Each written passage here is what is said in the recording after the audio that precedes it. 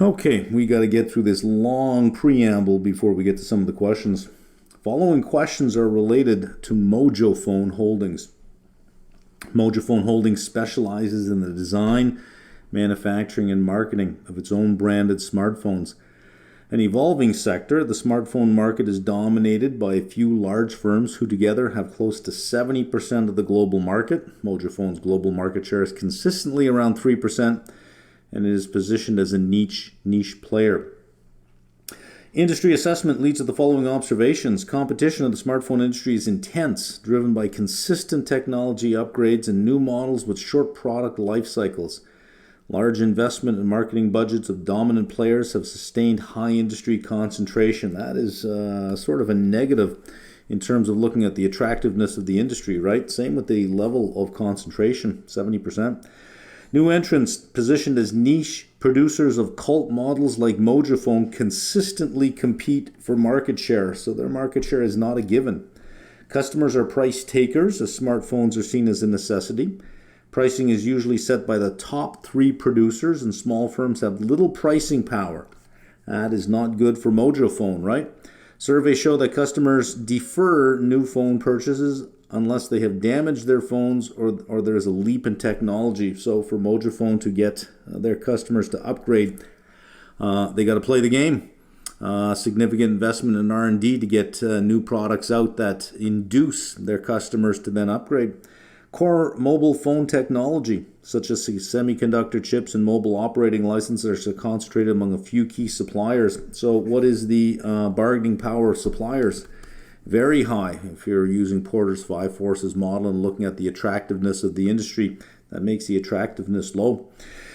Few key suppliers that command large profit margins at the expense of phone manufacturers. Smartphone shipments have seen low growth in recent years due to market saturation and high penetration, limited technological advancement, and an economic slowdown. There are signs the sector is maturing. So low growth, a maturing sector, industry concentration increasing, top 5 firms accounting for 60 to 70% of global shipments and industry profit. So you have a concentrated industry with a high degree of rivalry and very low growth, low profit margins, and suppliers with large bargaining power. Not an attractive industry at all. Based on our smartphone industry assessment, credit analyst concludes that Mojophone's debt service capacity is low because, A, the threat of substitutes is low. If the threat of substitutes is low, that would be a good thing. That would not make debt service capacity low, but would imply that perhaps it's higher. And besides, the threat of substitutes is not low, so we can get rid of that. The threat of new entrants and bargaining power of customers are low. That is true. The threat of new entrants is low and bargaining power of customers are low, but that would speak to debt service capacity potentially being higher because of that. We're trying to justify why debt service capacity is low. This does not justify it being low. The industry rivalry and the bargaining power of suppliers are high. Yes, that is what we're looking for. Based on the overall industry assessment, the credit analyst concludes that the credit conditions for Mojophone will most likely tighten because the sector is maturing and industry concentration is increasing. Yeah, that would cause credit conditions to tighten. A is the winner so far. Credit conditions will most likely remain unchanged because Mojophone's market share is constant despite low industry growth. Well, it's been fairly consistent, but we also noted that they must continually fight for their market share. So we can't take that. Their credit conditions would expand. Since niche market entrants are consistently seizing market share from dominant firms, that is not what is being said. That the very last bullet point was that concentration is increasing in the industry. Get rid of that one. Hey. Which of the following will most likely reduce Mojophone's near-term default risk? A new policy to increase dividends on a steady basis. Well, increasing dividends takes cash flow away from debt holders. It actually reduces the amount of cash available. It would not reduce their near-term default risk. It would increase. Get rid of that.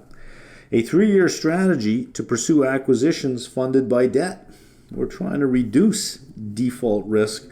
This is a 3-year strategy funded by debt. No, get rid of that. We got to take C. Proactive management. I like that so far. Proactive management of debt maturity by issuing longer-term debt. That would reduce Mojofone's near-term default risk.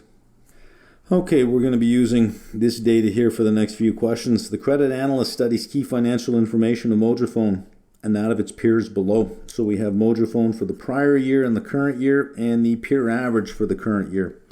Debt to capital for Mojofone for the current year is closest to. Okay, well, that's easy enough for the current year, so it's this column, and it's debt to capital. Total debt is here, 100. Capital is debt and equity, which is 200. 100 plus 100, so 100 over 200, 50%. The outstanding bonds of Mojofone contain a covenant that requires its EBITDA to interest coverage ratio to be above 3. Based on coverage ratio analysis, Mojofone most likely. So here is EBITDA, here's interest expense, the prior year, the current year. So it is just, we're told exactly, right? EBITDA over interest coverage ratio, so we just need our interest expense. 27 over 5 is 5.4 last year, 20 over 8, 2.5 this year. It has deteriorated. Are we below 3? Yes, we are. Mojofone most likely has improved its coverage ratio. No, it has not. Is in breach of this bond covenant. Yes, it is. Has lower credit risk than its peers. Well, we don't even have to worry about that because there is only one answer, B.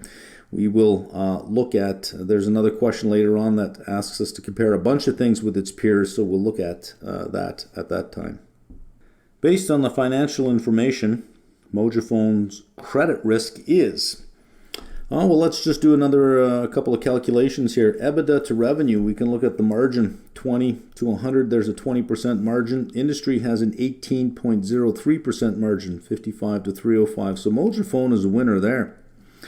Let's look at EBITDA to interest expense, 2.5 times. The industry is 5.5. The industry is the winner there. Look at free cash flow for the current year. Both of these are negative, whereas the industry, both of these are positive. So the industry is the clear winner there. Anything we do with free cash flow is not going to look good. It's negative, right? Total debt to total capital. Debt to equity is 1 to 1. Debt to capital, 0.5. For the industry, it's lower at 37.5. So I think we have enough information here. Based on the financial information, Mojofone's credit risk is below that of its peers. Credit risk is not below that, is similar, is above that. Its risk is higher than that of its peers. Ooh, look at that. That's a good thing I made that mistake so that you don't make that mistake. Its credit risk. Its credit risk is above that of its peers, not its credit, not the credit assessment. It has a lower credit standing than that of its peers, but its credit risk is above that of its peers.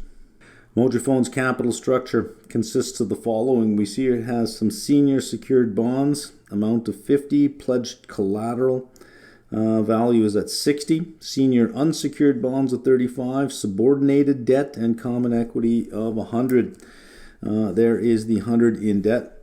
Mojofone's bonds all contain a cross-default provision. If the company is to default on one of its senior unsecured bonds, that would be this category here at the 35. It was to default there. The secured bonds are likely to have full recovery. Secured bonds 50, backed by 60. Yeah.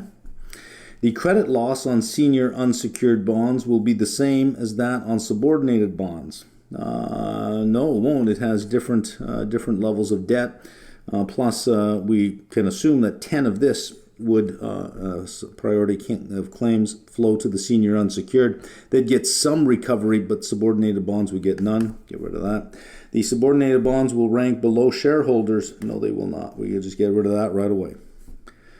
Half of Mojofone's senior unsecured bonds are issued by its major operating subsidiary, which contributes over 90% of the group's cash flow and assets, and the remainder of the group's senior unsecured bonds are issued by the holding company that relies on dividend upstreamed by its subsidiary. There's no cross guarantee between the holding company and the subsidiary. In the event of a default, it is most likely that. So you have an operating company and you have the subsidiary. There is no cross default. There's debt here and debt here. Half of the debt is up here, 50%. The other half is over here, 50%. There's a default over here. What's going to happen? It said that 90% of the cash flow for the holding company comes from this operating division. So in the event of default, it is most likely that the unsecured bonds issued by the holding company will have a higher recovery rate. Nope, because the subsidiary would be dealt with first. The unsecured bonds issued by the operating subsidiary will have a higher recovery rate. Yes. The recovery rate will be the same for all senior unsecured bonds. No, they will not. The operating subsidiary will have a higher recovery rate because it is the holding company's debt is structurally subordinate to the operating company. Mojaphone's S&P issuer, this is the issuer now, credit rating is B+. And the issuer credit rating is equivalent to the senior unsecured. Senior unsecured. And we said if you have secured debt, it would be notched higher. Subordinated debt would be notched lower. Its S&P subordinated bond issue rating is most likely, well, it'll be lower than B+. So we have two B's and a minus. Get rid of that. Sorry, I put a check mark there. Get rid of that because, more B's is better. Fewer B's is worse, right? B+. The same. No, it would not be the same. There it is right there.